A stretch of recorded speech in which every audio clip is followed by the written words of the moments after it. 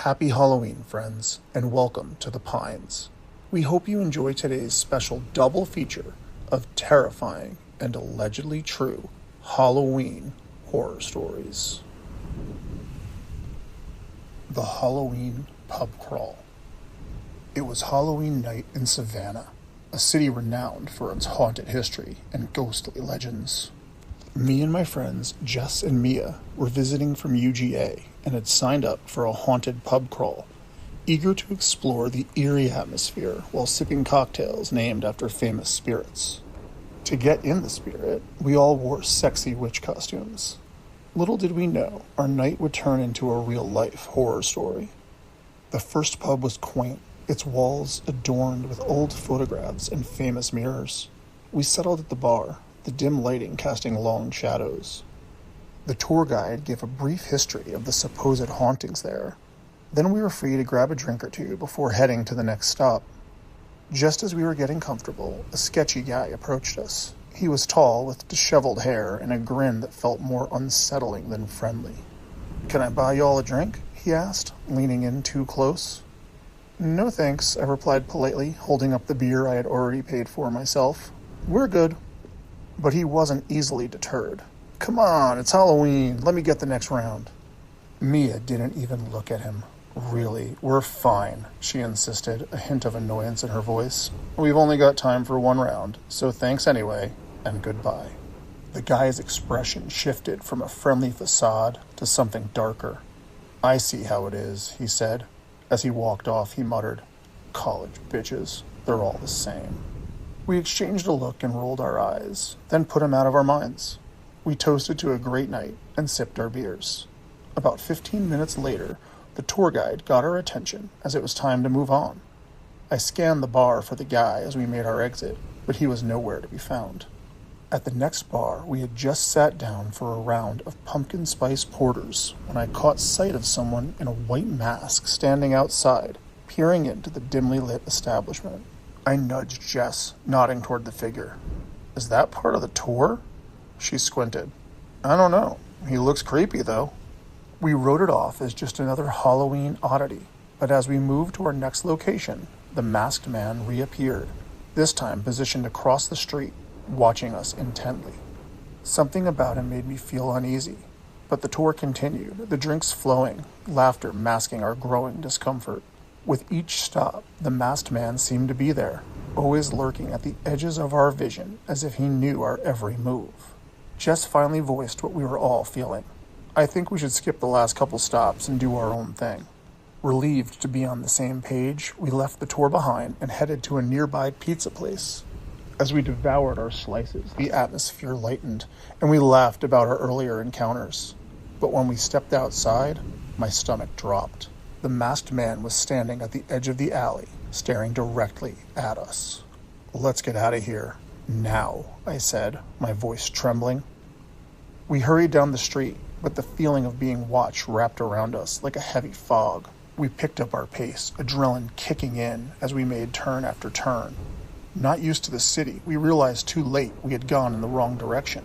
The bustling nightlife of bars and restaurants had vanished as we found ourselves passing darkened shops and closed offices. "Do you see him?" Mia gasped, glancing over her shoulder. "No," Jess said hopefully. "Maybe he's gone?" Somehow I knew this was unlikely. We kept on, hoping to find another open bar or a convenience store, anywhere we could stop and regroup in a public setting. Just when I was starting to think that maybe we really had lost him, we rounded a corner and came face to face with him. The mask reflected the dim light, and his eyes were dark, void of emotion. We stumbled back, our hearts racing. "What do you want?" I gasped, my voice barely above a whisper. He took a slow step forward, and I felt like I was being crushed with an overwhelming sense of dread. Then, without warning, he lunged. We screamed and bolted in the opposite direction, running for our lives. Turning down a side street, we found ourselves in a residential area. Darkened houses sat back off the road, iron gates barring entrance. The masked man was still giving chase, matching our speed. Any pretense that this was a Halloween prank was long gone. We were being hunted.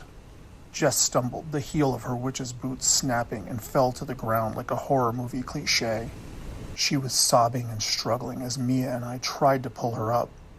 And then he was there, hovering over us. "What the hell do you want?" I screamed, trying to hold back the tears streaking my makeup. The masked man exhaled slowly. "I just wanted to buy you a drink," he said. Realization dawned. It was the creepy guy from the first pub. He took a step closer, and the porch light of the house behind us popped on. He froze. A moment later, the front door opened, and a man stepped out onto the porch, silhouetted in the doorway. He had something I thought at the time to be a shotgun in his hands. "Who the hell's making all that noise?" he barked. "My kids are trying to sleep." "Please help us," I screamed. The bar creep didn't wait to see what the man was going to do. Without a word, he turned and ran off into the night. The homeowner called out to someone in the house, and a woman joined him in the doorway. He cautiously walked out to the street to meet us. It was then I realized he was holding a baseball bat, not a shotgun. We must have been a sight. 3 witches huddled on the sidewalk in front of his house. Mia and I were crying. Jess was still on the ground, her leg bloodied from the fall. I gave him a quick rundown of what had happened and pointed in the direction the man had run. "Let's get y'all inside before he comes back," the man said. He handed me the baseball bat and scooped up Jess, carrying her into the house. He grabbed some bandages, and his wife made us tea while we waited for the police to arrive. The creep was long gone by the time the cops got there, but a couple days later they called us to the station to look at some security footage from the bar that night. We were able to point him out in a handful of frames. The police said they'd reach out if they located him, but we never heard anything.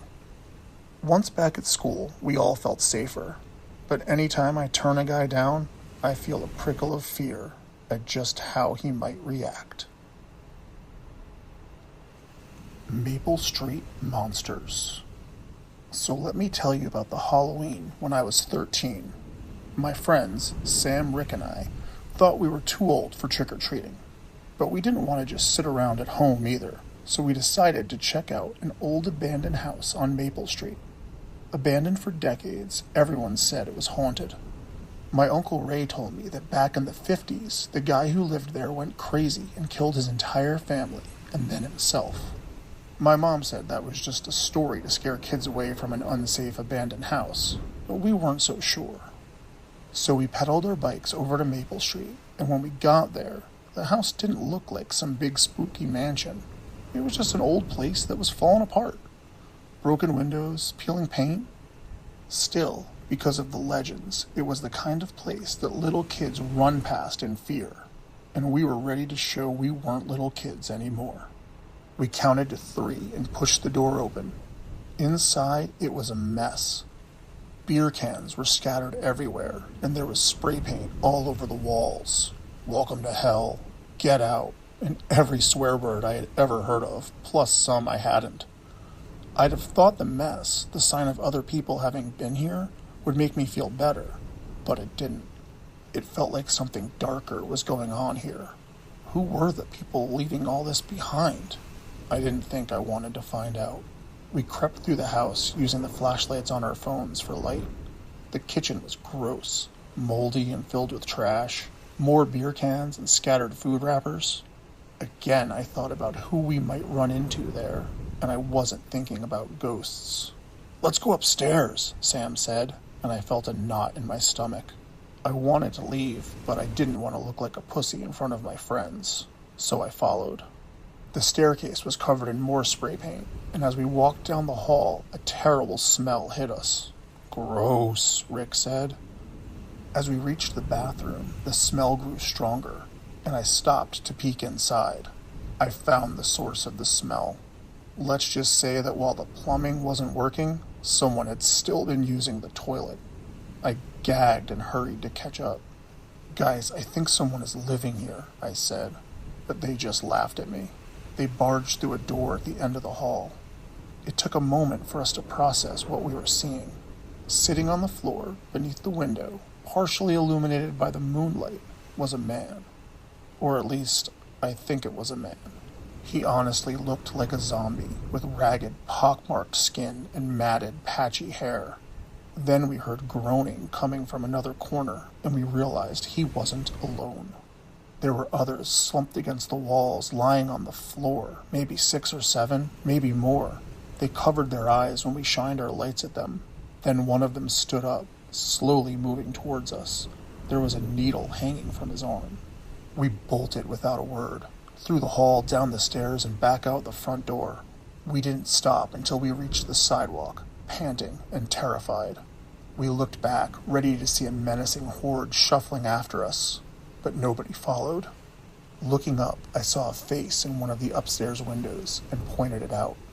It stared down at us, ghost-like, for what felt like forever, before vanishing back into the room. We rode home in silence. We never told our parents. Honestly, I think we were scared to. We were worried we'd get in trouble for going to Maple Street in the first place. At the time, we thought those people were monsters, but now that I'm older, I realize they were just lost. Addicts. I'm glad we didn't get the cops called on them. They weren't hurting anyone but themselves, and the only reason we had that scary encounter in the first place was because we went somewhere we shouldn't have. Since then, however, I've stuck to handing out candy or going to parties on Halloween. Trust me, I've learned my lesson about what happens when you mess with places you don't belong. A night to forget. Last Halloween, my first out of college, I attended a party at an upscale loft downtown. It was the kind of night that should have been perfect. My friends and I dressed up in our best costumes. My friend Robin, a makeshift goth Barbie, stood out with her neon pink wig and dark eyeliner. The place was alive with laughter, music, and a sea of colorful costumes. We danced, drank, and flirted as the night unfolded. A couple hours in, I noticed Robin chatting with a guy wearing a light-up LED mask. I assumed they must know each other by how familiar she was acting, squeezing his arm, clearly interested. Meanwhile, a cute guy dressed like the Dread Pirate Roberts caught my eye, and I lost sight of Robin in the crowd. Time slipped away as I enjoyed chatting with my pirate, but the revelry was interrupted when Christine, another one of our friends, tugged on my arm, worry on her face. "Have you seen Robin?" she asked, looking around. I pointed to where I had last seen her. She was talking to that guy in the mask. "They're probably making out somewhere," I said with a shrug, trying to lighten the mood. Christine didn't seem convinced and bounded off to search for her. I returned to my pirate, and after a few more drinks, was feeling good and buzzed. But when Christine found me again, her anxiety was palpable. "She's not answering her phone or texts," she said, biting her lip. "All right, let's go look for her," I suggested, trying to appease her and sure that we'd find Robin sitting on LED mask guy's lap in some dark corner. We stumbled through the house, checking bathrooms and bedrooms, interrupting a couple much to their annoyance. But Robin was nowhere to be found. The backyard was packed with small groups, laughter mixing with the chill in the night air, but Robin didn't seem to be among them. A few people remembered seeing her earlier, but said it had been hours. Nobody recognized the LED mask guy. I was finally starting to share in Christine's dread. We searched and searched, but the only logical conclusion was that Robin had gone home with him. That wasn't really like her, but after a recent breakup, a drunken Halloween hookup seemed possible. As the hours passed, our worry turned into resignation. Eventually, we headed to Robin's apartment, but it was empty. Maybe she went to his place, I suggested, though a pit formed in my stomach. The late hour pressed down upon us. We were drunk and exhausted, so we took an Uber back to my place, hoping she'd respond in the morning, laughing off her night's escapades. But when dawn broke, our phones sat in silence. Christine called again, and it went straight to voicemail. Panic set in. We called the police, who initially treated it lightly. But as time passed with still no word, they began taking it seriously. They interviewed partygoers and the house's owners, but no one could identify the mysterious LED mask guy, and nobody saw Robin leave. Robin's parents flew in, their faces pale with worry, and I couldn't shake the feeling that they blamed us.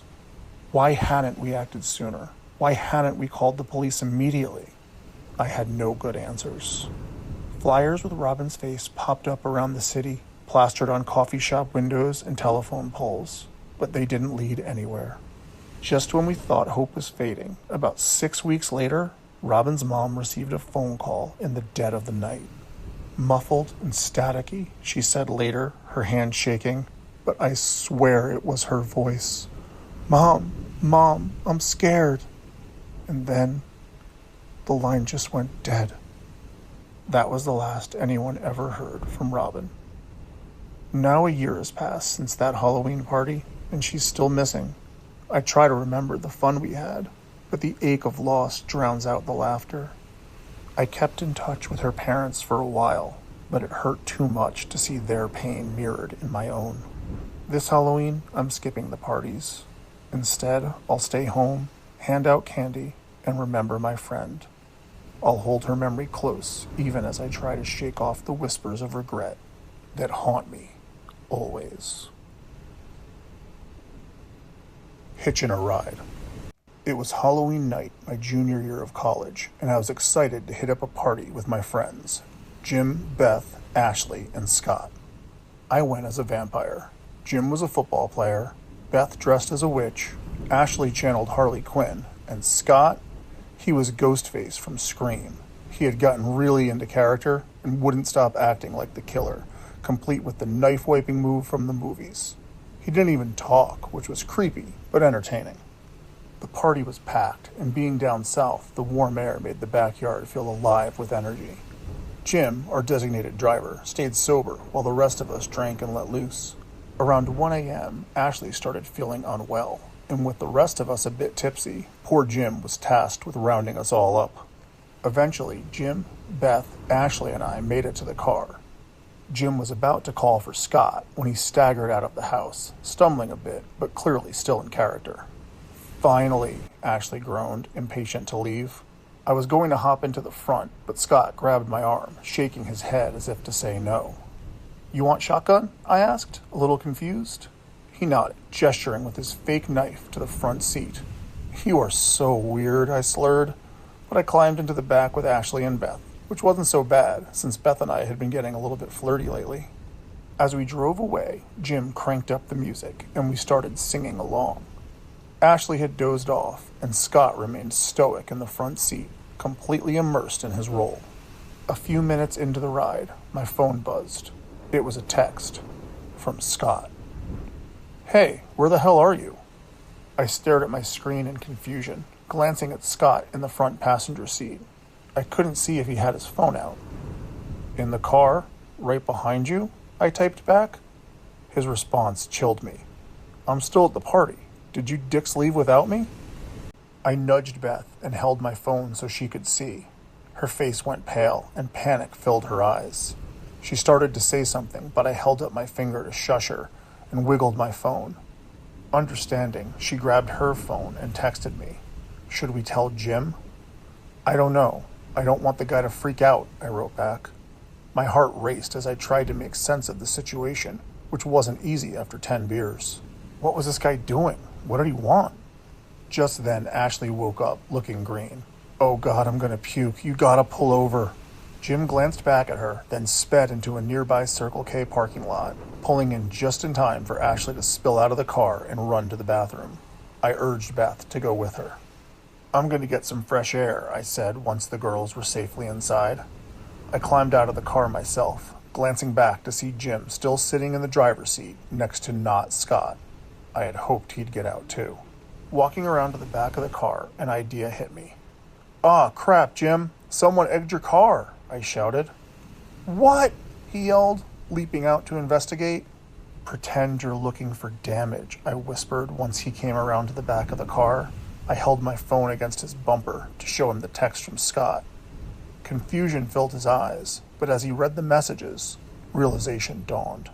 Jim, the only sober one, quickly devised a plan. He leaned into the driver's side of his car and pulled the key from the ignition. "Some jerk egged my car. I'm going to see if they have anything to clean it off," he told not Scott. Then, just before slamming his door, he added, "Maybe I should call the cops." Jim and I slipped inside the store and looked for the girls. I found Beth waiting anxiously outside the bathroom.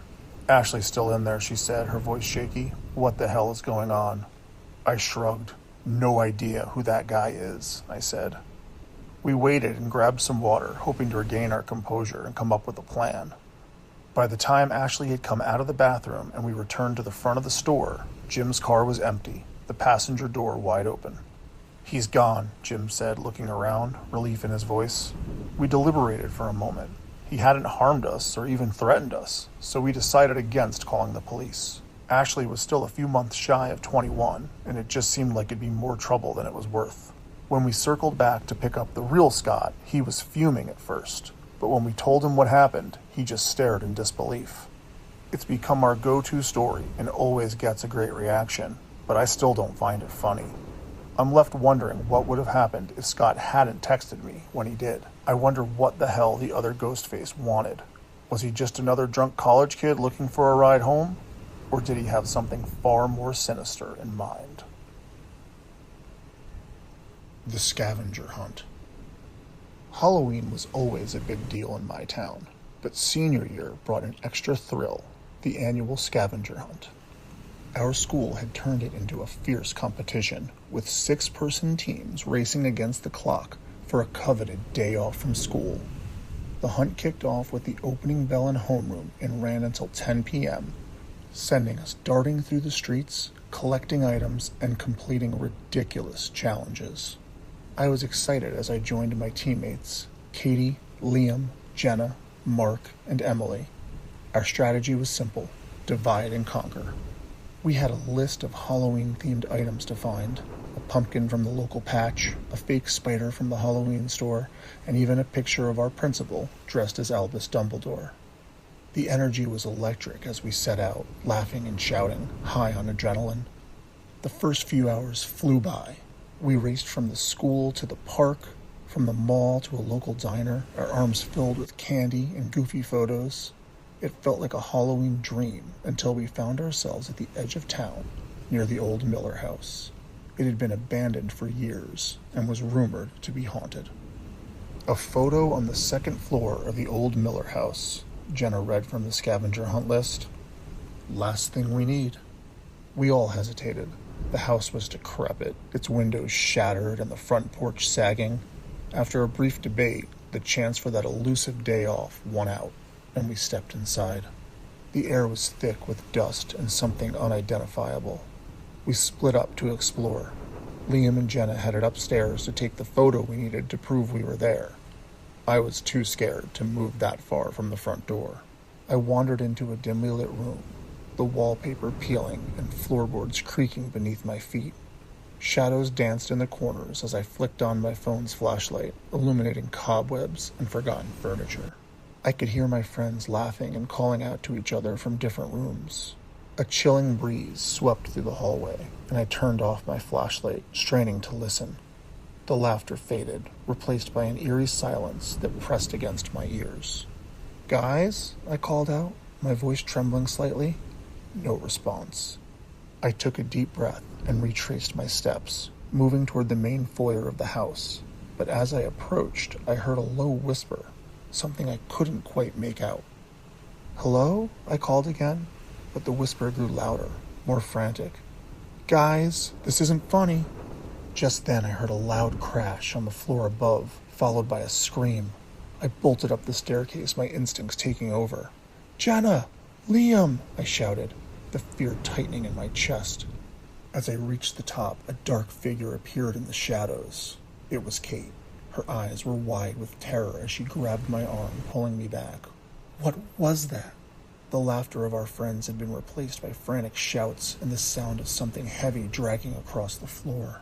Suddenly, the attic door swung open and Jenna came bursting through.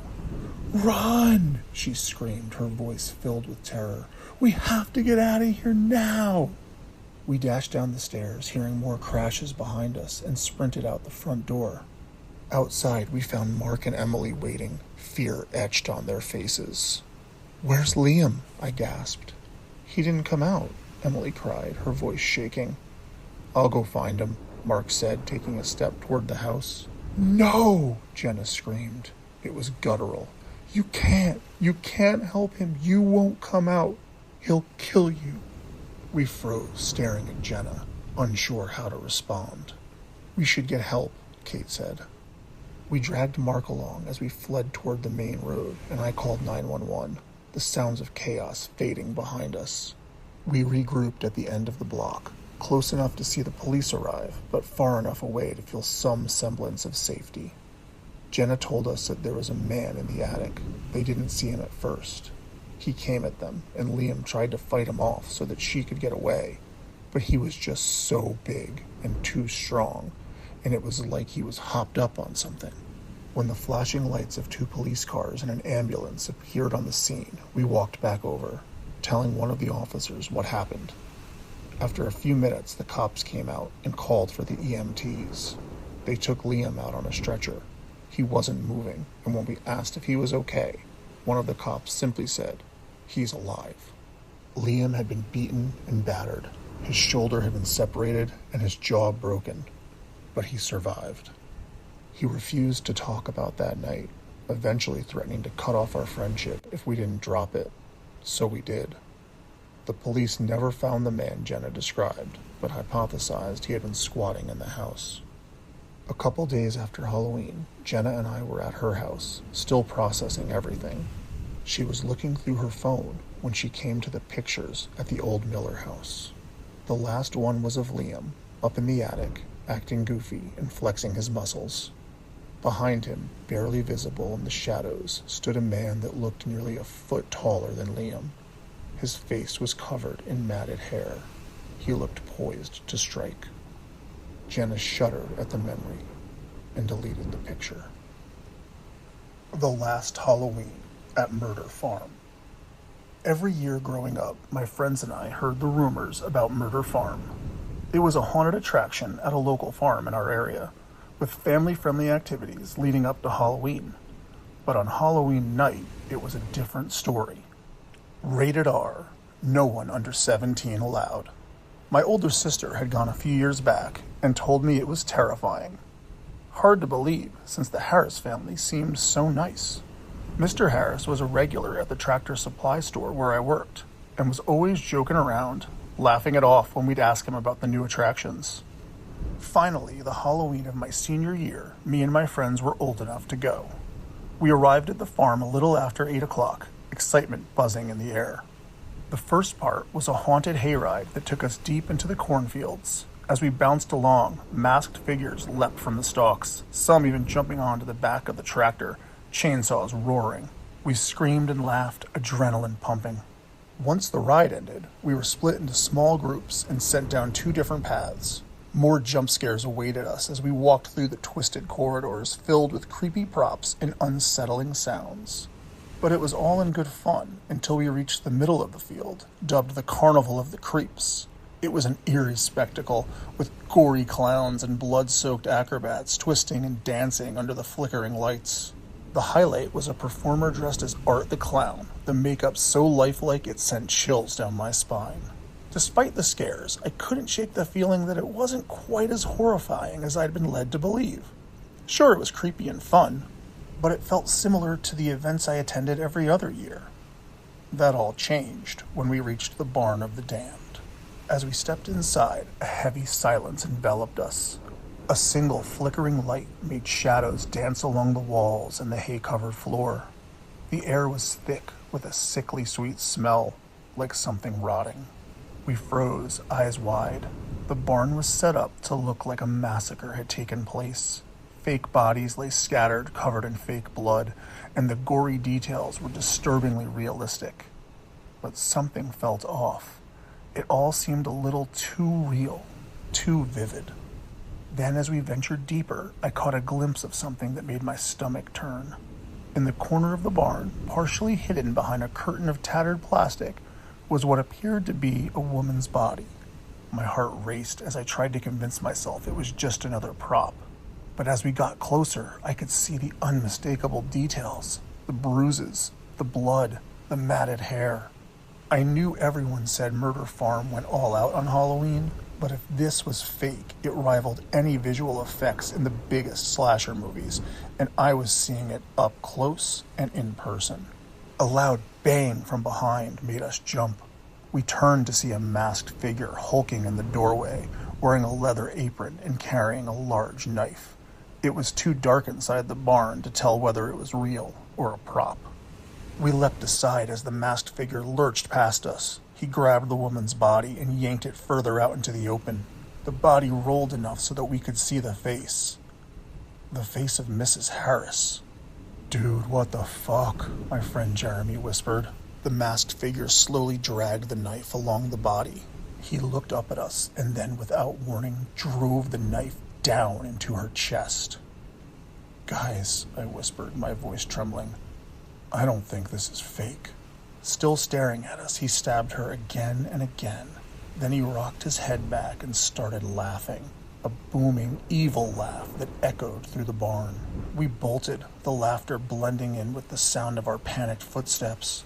We debated what to do, finally telling our parents that we thought we saw an actual dead body. They laughed it off and said that was the whole point, but we weren't convinced and decided to call the police.